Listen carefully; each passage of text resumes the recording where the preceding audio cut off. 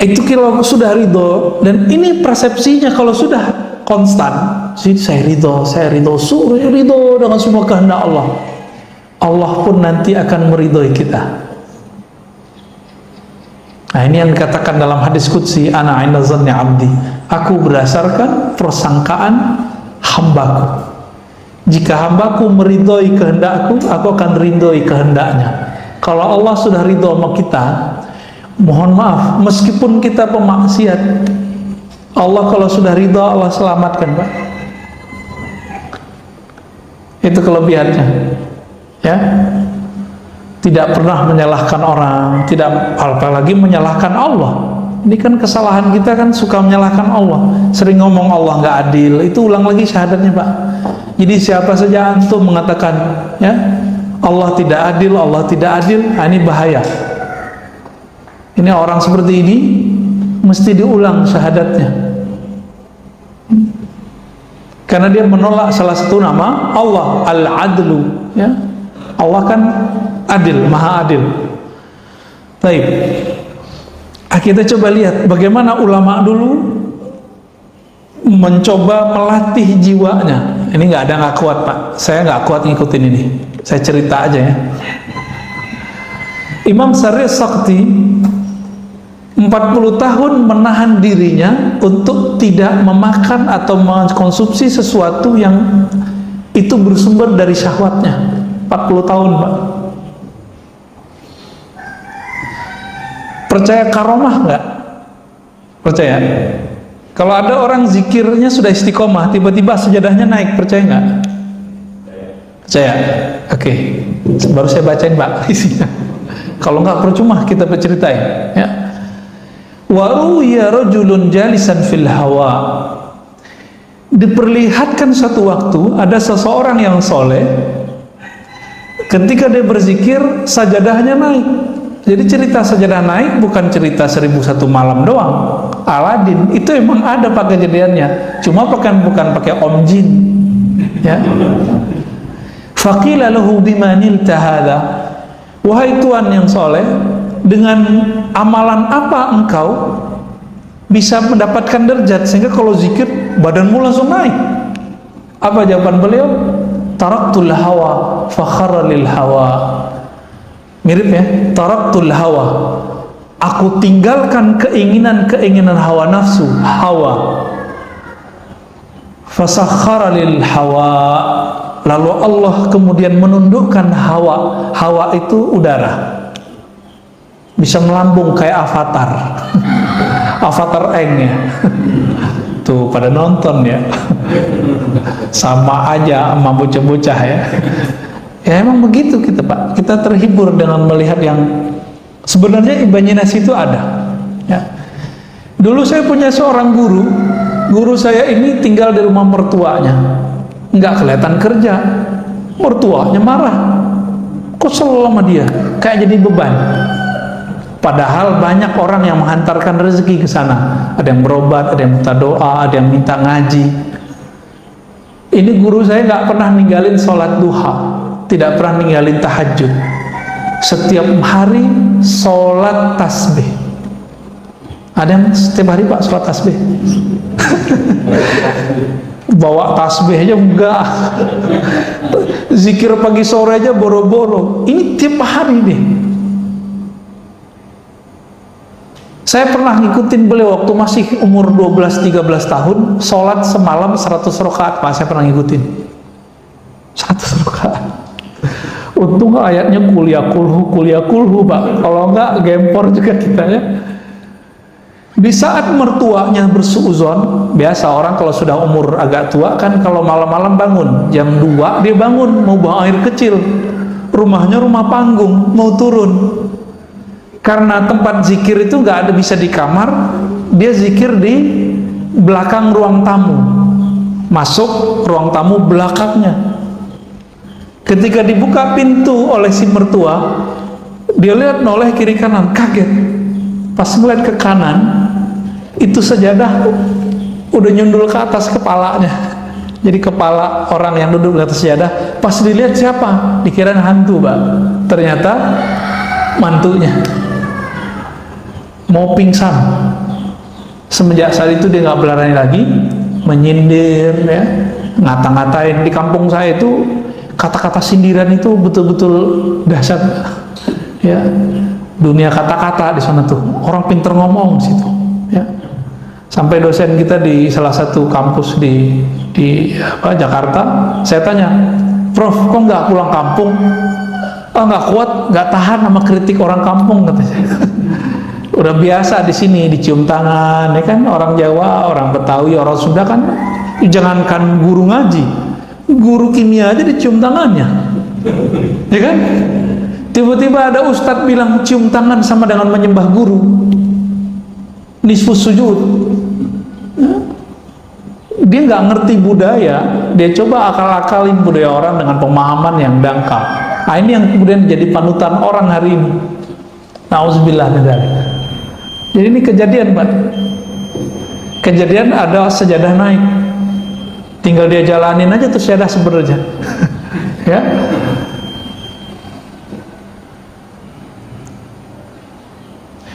Jadi ibadah paling tinggi apa?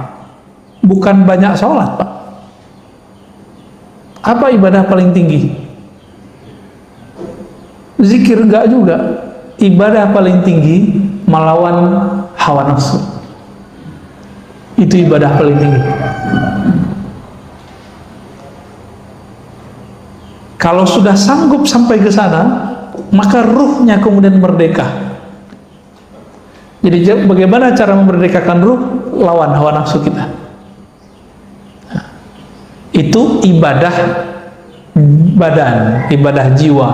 Tapi ada ibadah lain, yaitu ibadah ruh. Kalau ruh, ibadah tertingginya apa? Bermakrifat kepada Allah, mengenal Allah Subhanahu wa ta'ala. Itulah sebabnya kenapa orang ngaji satu bab ilmu itu lebih afdol daripada sholat 1000 rakaat. Karena bisa jadi yang sholat 1000 rakaat tidak mengenal Allah, sedangkan yang ngaji cuma satu bab membuat dia mengenal Allah. Ini nanti syuruk nih. Antum yang belum paham juga pasti sholat syuruk duluan, nggak mau dengerin ngaji, tinggalin aja. Nanti coba kita lihat aja, Pak. Udah jelas ini lebih afdol dari 1000 rakaat, masih kejar 2 rakaat syuruk. Katanya Ustadz, itu haji dan umrah sempurna. Lah itu kan hadis nggak sahih. Yang sahih kan ini. Itu hadis paling tinggi cuma hasan li ghairihi. Nggak sampai Pak sahih. Tapi kita doyan, kita ini mohon maaf, terobsesi mengejar pahala. Lupa bahwa pahala tertinggi itu ada di ruh. Ruh kita, karakternya cuma satu aja, dia suka mencari ilmu. Bapak kalau nggak ada ruhnya bercahaya ini nggak akan berani duduk lama di masjid, pasti takut corona. Ya, tapi karena ruhnya itu kuat, kita dibentengi Allah, Pak, tenang aja, Allah bentengi. Orang kalau nggak takut corona, apa yang terjadi? Karena hobi dengan nafsnya, rame Pak mall.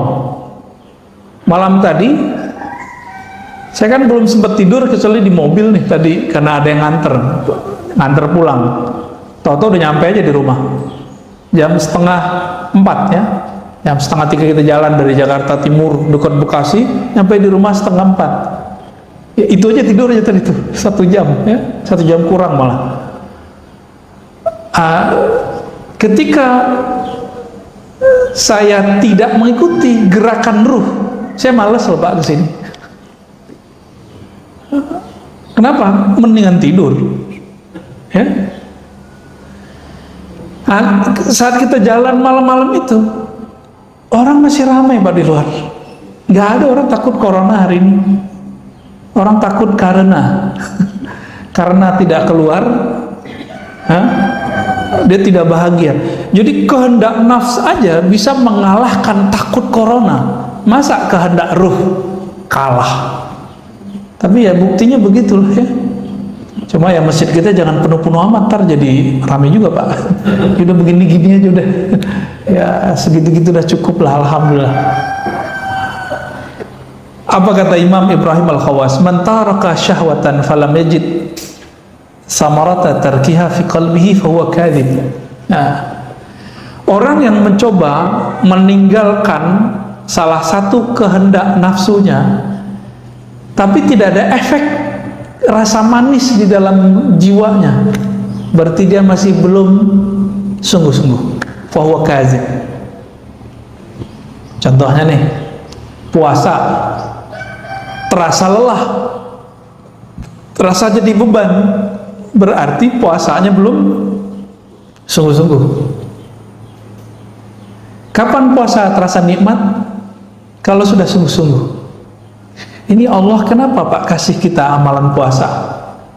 Karena kalau nggak dikasih puasa, satu teguk pertama waktu berbuka itu nggak akan pernah kita ingat. Jadi supaya kita menghargai satu teguk itu, Allah suruh kita berpuasa dari terbit fajar sampai terbenam matahari. Maka orang-orang yang sering menahan kehendak nafsnya, jiwanya itu, dia akan menikmati hidup di dunia meskipun dapatnya sedikit. Tapi orang yang mengikuti, menuruti semua keinginannya, mau dikasih berapa aja nggak akan puas. Ya.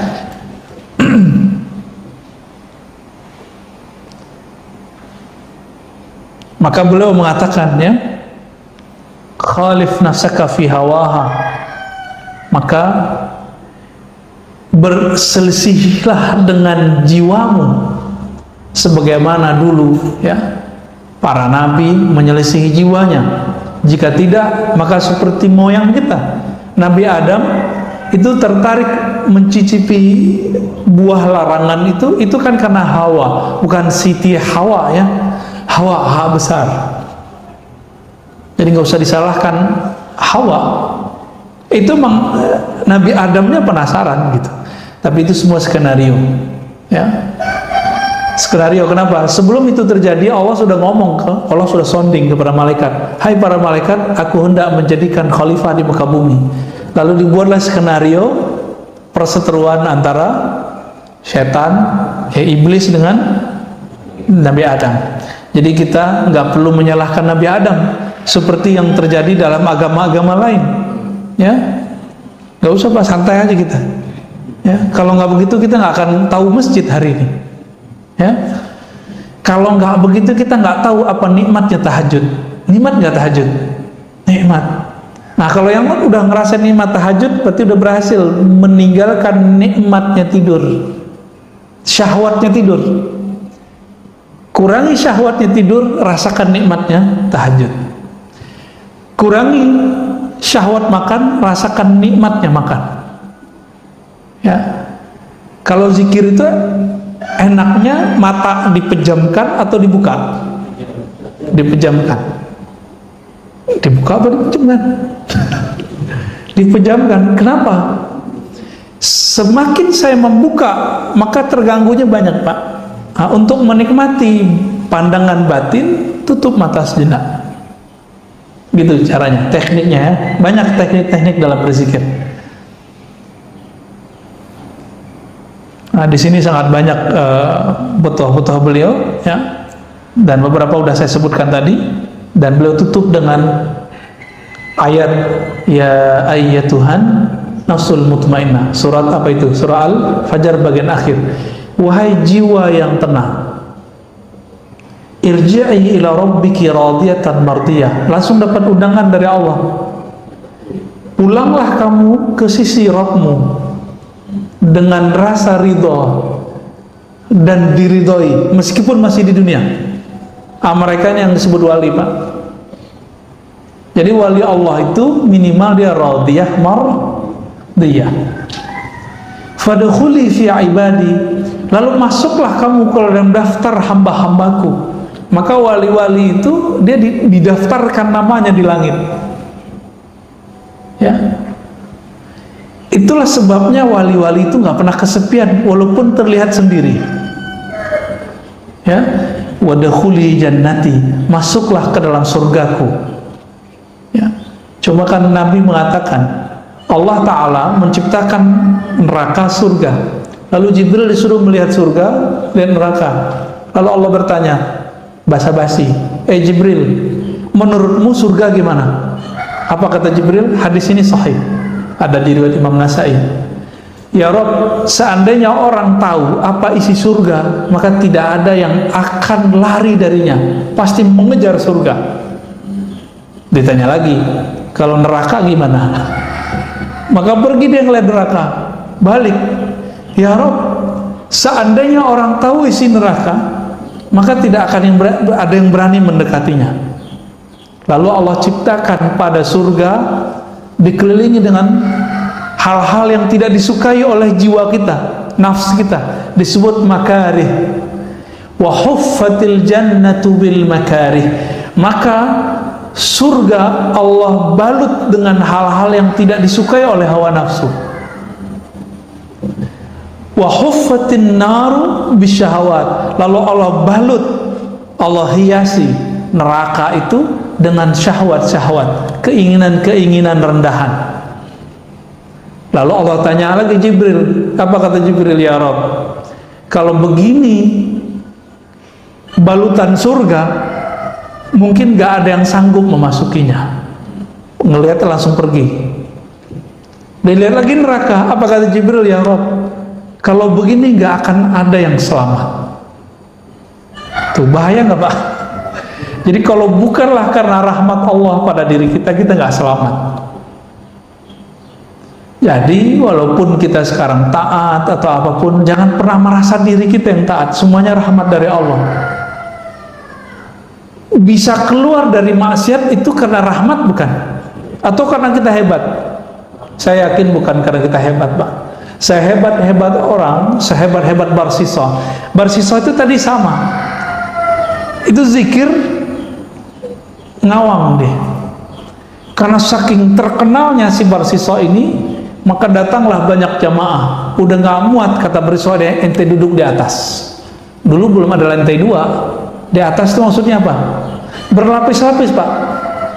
1, 2, 3 sampai kemudian ke bagian yang tinggi. Apakah dia waliullah? Belum tentu.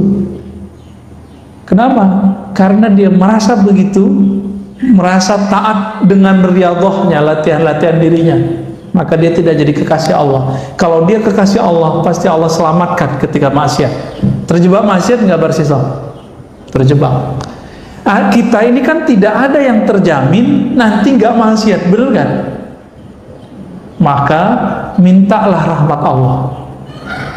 Maka Nabi berdoa, nih silakan diamalkan doa ini Pak. Allahumma rahamni bitarkil ma'asi. Ya Allah, rahmati aku, sayangi aku dengan meninggalkan maksiat. Setiap hari sekali aja baca doa ini. Allahumma irhamni bitarkil ma'asi. Kalau bukan karena rahmat Allah, kita nggak sanggup meninggalkan maksiat. Berarti bisa taat karena rahmat Allah juga. Inilah hakikat kalam Nabi. Tidaklah masuk surga seorang kamu kecuali dengan rahmat Allah. Ya. Alhamdulillah Rabbil Alamin. Kira-kira itu Bapak Surmakan Allah kajian kita. Ada yang mau didiskusikan?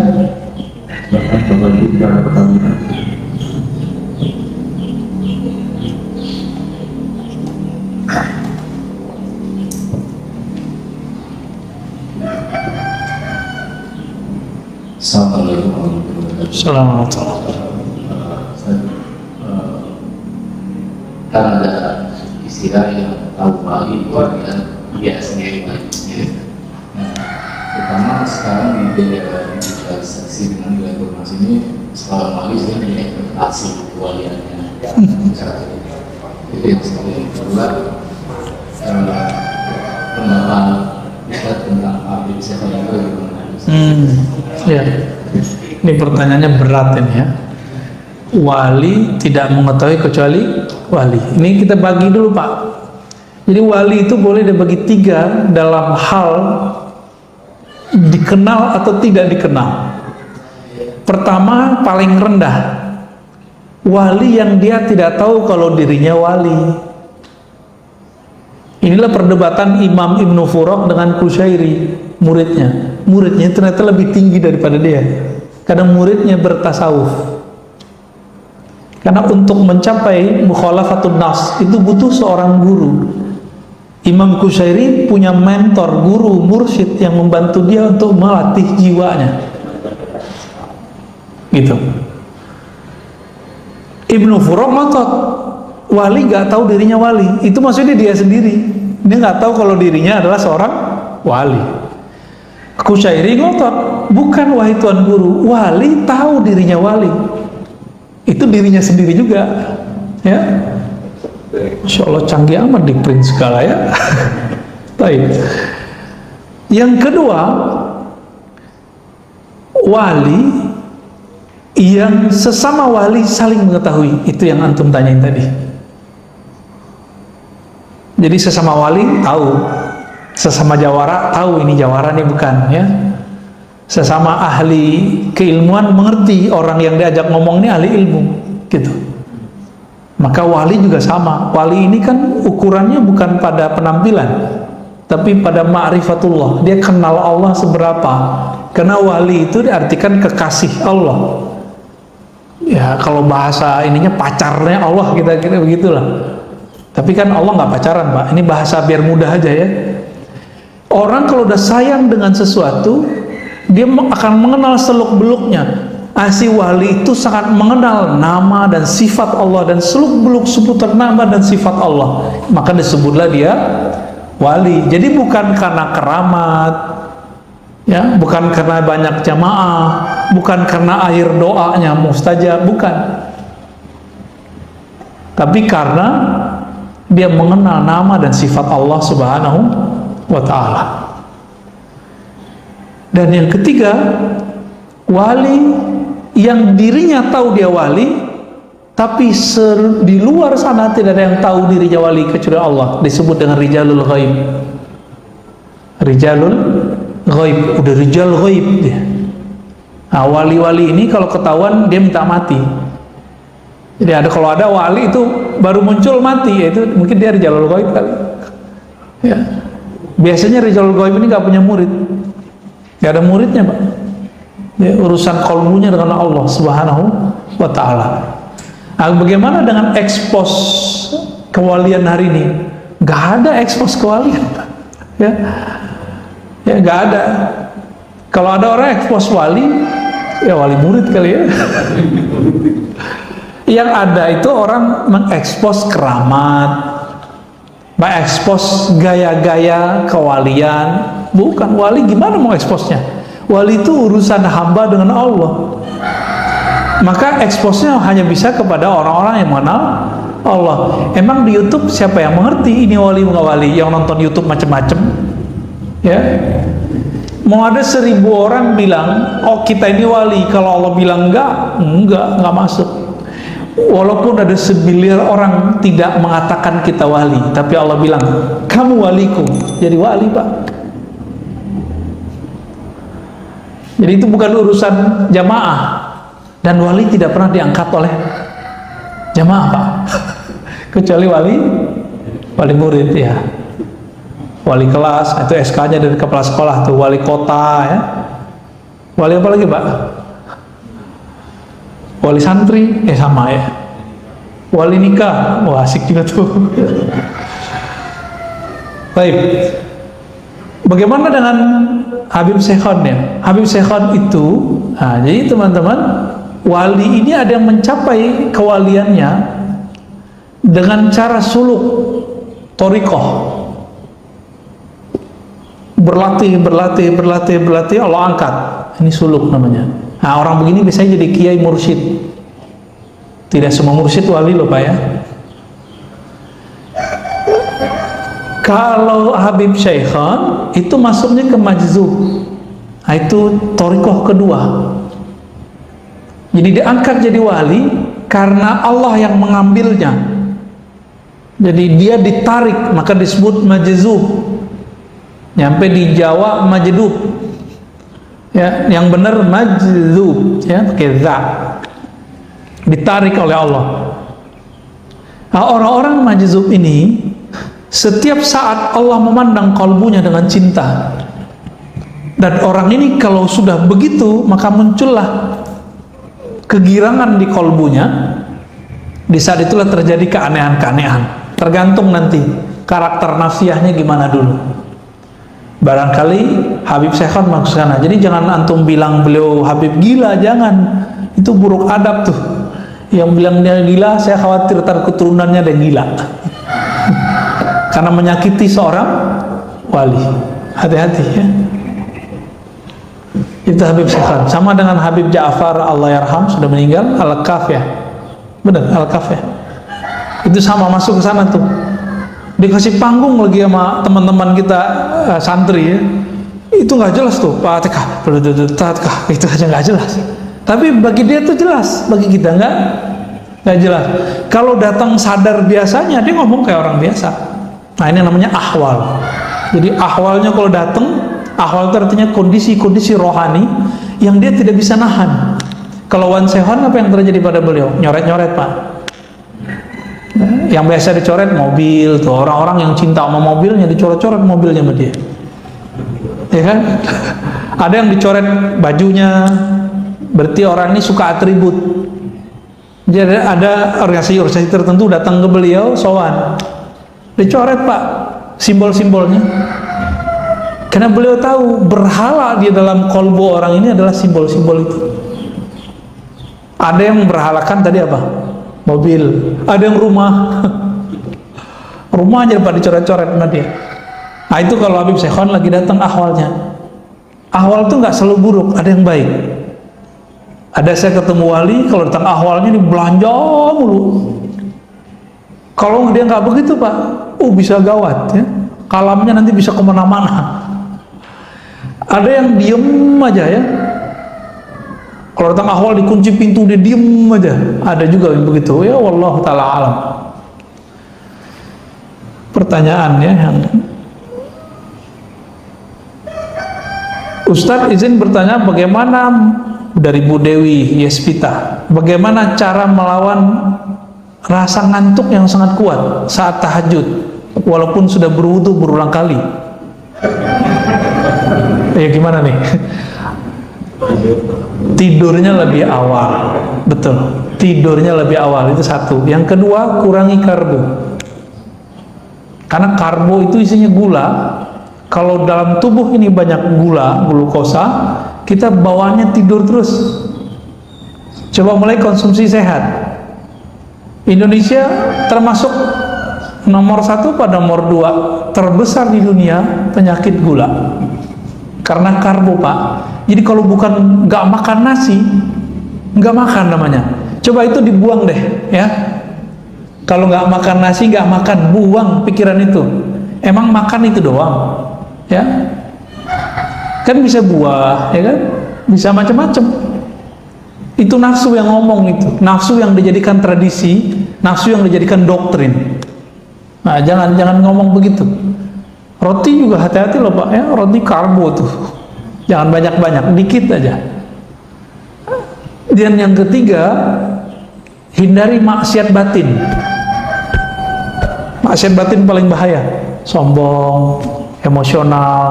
Nah, pengalaman saya, kalau saya emosi Pak siangnya, malamnya pasti telat bangun. Udah mepet-mepet ke subuh baru bangun. Itu berarti siangnya saya marahin anak saya, atau marahin istri saya Pak. Atau kesel sama tetangga mana gitu ya, atau kita jalan dibela orang, kita balas ngebel orang, itu ngefek semua. Bukan masalah ngebelnya, tapi di sininya nggak beres. Karena di sini nggak beres, ruh kita kelelahan.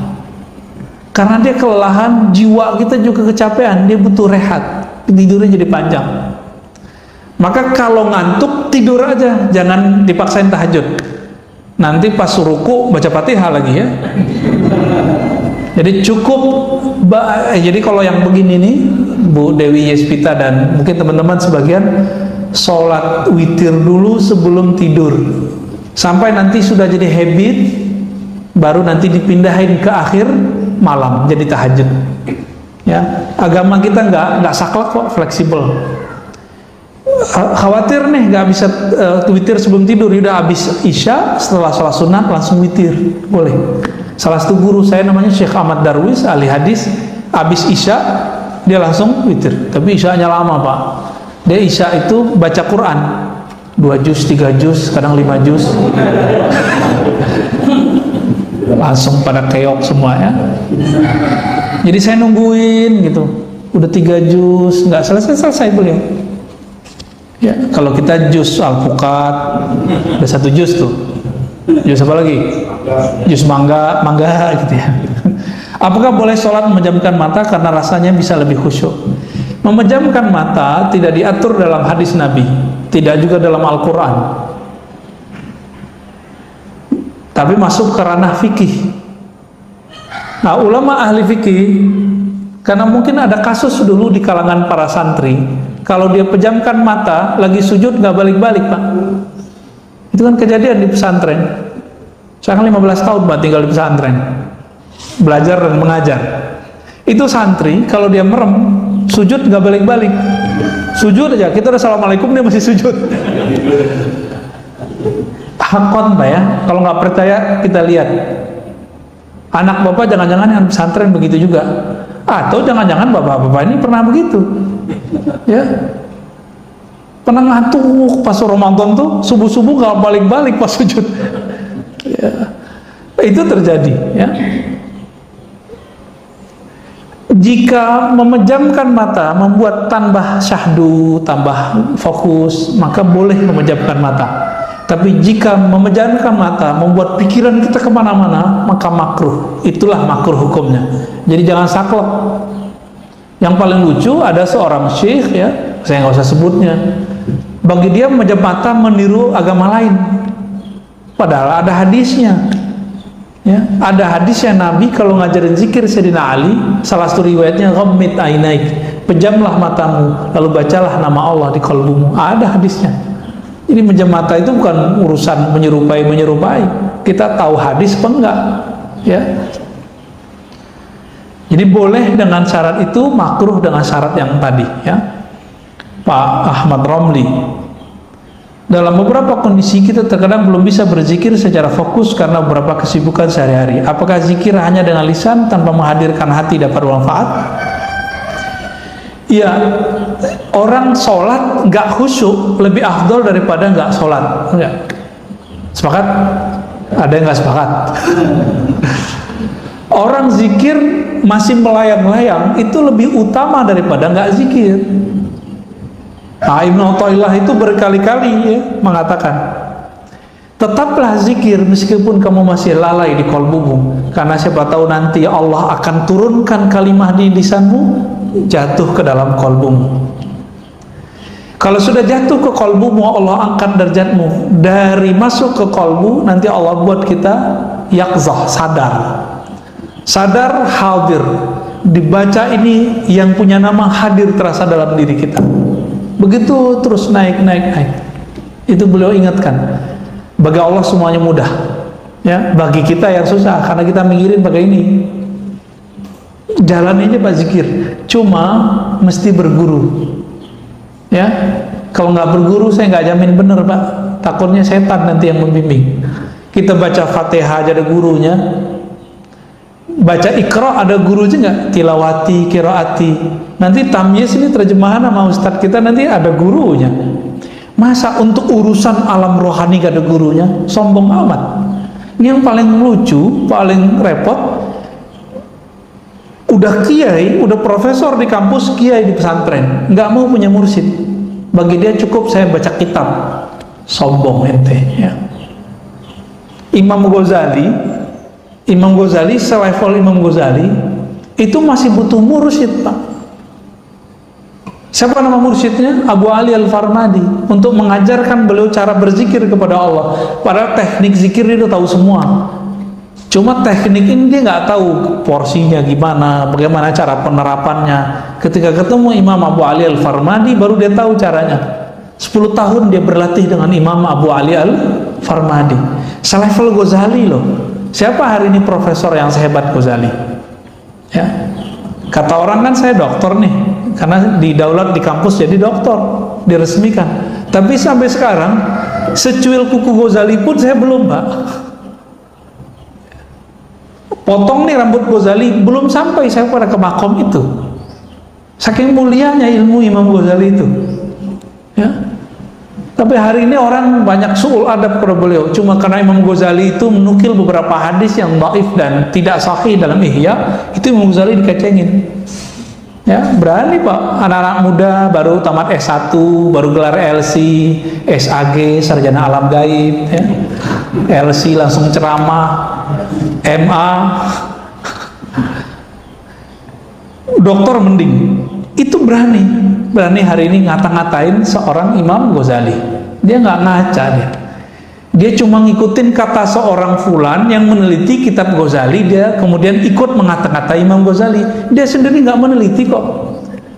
Saya 2006 masih S1 itu meneliti kitab Imam Ghazali itu, ternyata nggak seperti yang diceritakan orang. Pas dia teliti nggak nyampe 100 hadis palsunya, nggak nyampe 50, bahkan ada sumbernya semua. Cuma si pengarang-pengarang setelah beliau nggak ketemu riwayat itu, ketemulah 300 hadis tidak ada sumber. Pengarang Imam Iraqi, Imam Subki, tapi belakangan kan enggak, ya. Jadi tetap zikir lisan meskipun tidak hadir hatinya. Coba cari guru nanti bimbing antum insya Allah. Terakhir, apakah masuk surga, masuk neraka itu takdir mubram? Mubram itu takdir yang tidak bisa dirubah. Enggak. Masuk surga, masuk neraka itu takdir mu'allaq, masih digantung oleh Allah, kehendak Allah. Tapi ingat, Allah punya hak yang unlimited, namanya jaiz. Kita kalau belajar sifat Allah, ada yang wajib, ada yang mustahil, ada satu lagi Pak, jaiz. Jaiz ini meliputi semua nama-nama dan sifat Allah. Jadi Allah tidak ada yang boleh mensetirnya. Allah itu bebas. Nah, maka dikatakan dalam hadis yang Ibnu Mas'ud, ada orang beramal seperti amal ahli surga, tapi telah ditetapkan di sisi Allah dia beramal dengan ahli neraka, mati masuk neraka. Ibnu Daqiq al-Id menemukan apa sebabnya, urusan kolbu. Jadi dia taat baru di zahirnya, belum taat sampai ke dalam kolbunya. Nah, kita meminta kepada Allah, semoga kita yang hadir pagi ini, yang mengikuti kajian ini, baik dekat ataupun jauh, termasuk orang-orang yang mampu mengendalikan hawa nafsu kita dan mendapatkan rahmat dari Allah. Pendosakah kita, taatkah kita? Semoga rahmat itu selalu yang bersamai. Amin ya rabbal alamin. Wa sallallahu ala nabi Muhammad, subhanakallahumma wa bihamdika, asyhadu an la ilaha illa anta, astaghfiruka wa atubu ilaik. Wa sallallahu ala nabiyyina Muhammad walhamdulillahi rabbil alamin. Assalamualaikum warahmatullahi wabarakatuh.